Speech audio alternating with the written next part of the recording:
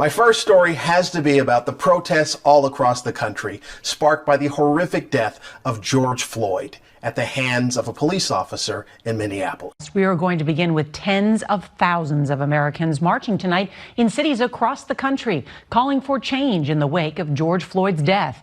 Here in Washington tonight, the streets around the White House are packed as day-long protests in several locations merge into what could be one of the largest demonstrations against police brutality in this country's history.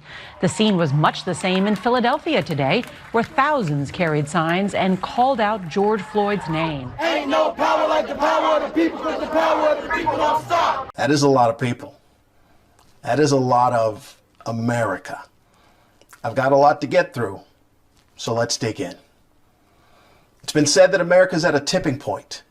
It's a watershed moment.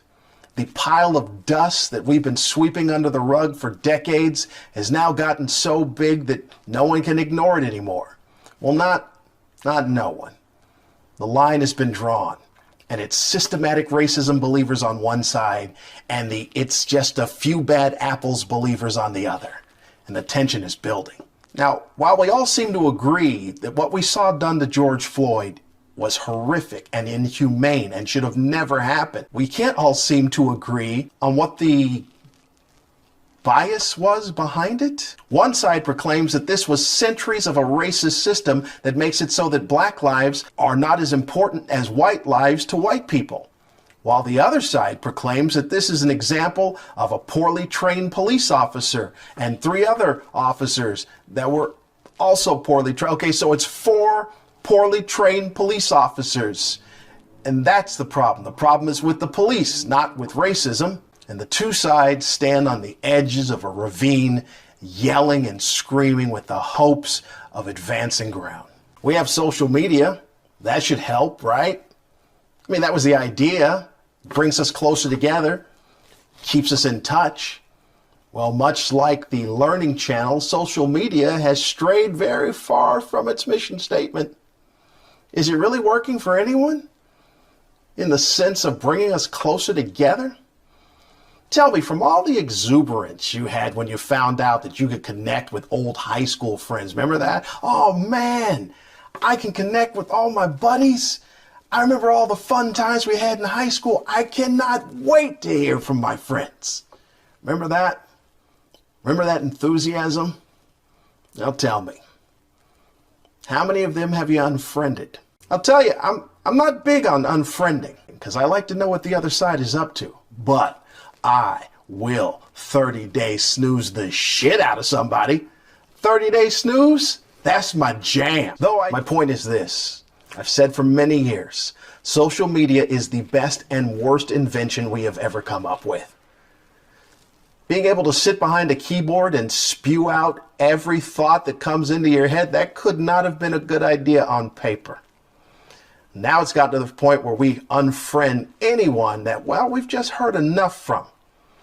It's the ultimate in passive aggressiveness. Unfriend. It has friend in the title.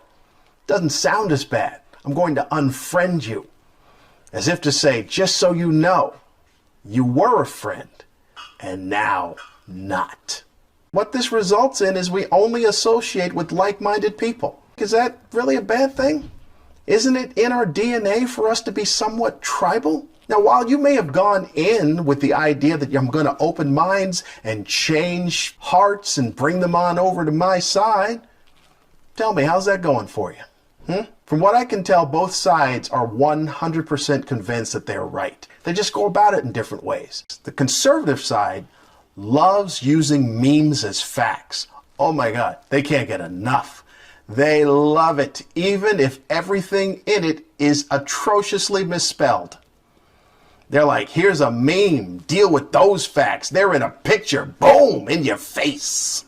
The liberal side goes in with straight passion and moral indignation. They're outraged and offended for everyone, even if those people don't exist.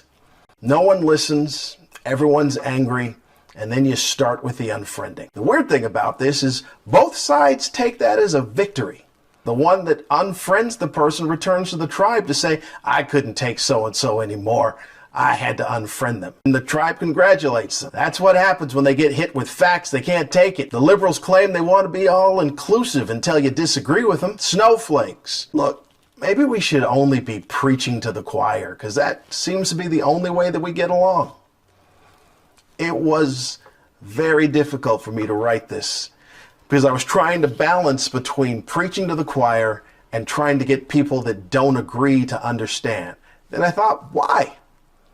Everyone is pretty entrenched and dug in. There's no more reasoning, listening, or debating. It's I'm right and you're wrong, and if you don't agree, then F you, unfriend. Thanks for tuning in. I greatly appreciate all the support for the show. Full episodes of the show can be seen at YouTube.